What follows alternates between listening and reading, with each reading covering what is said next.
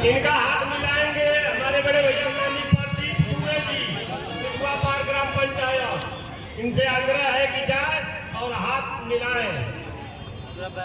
राघवेंद्र पांडे जी से अनुरोध है कि जाकर के प्रदीप दुबे जी का माल्यार्पण करें।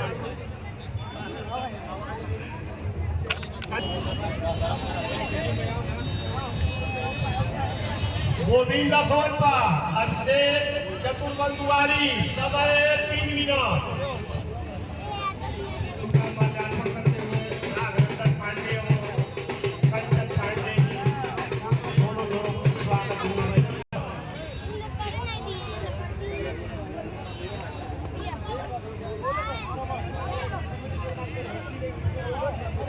भाई समय इसलिए कर दिया जाता है कि आप लोग तेज हो।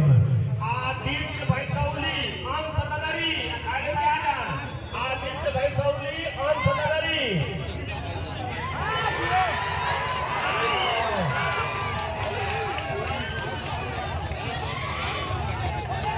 बहुत सुंदर, लगभग 30 सेकंड में।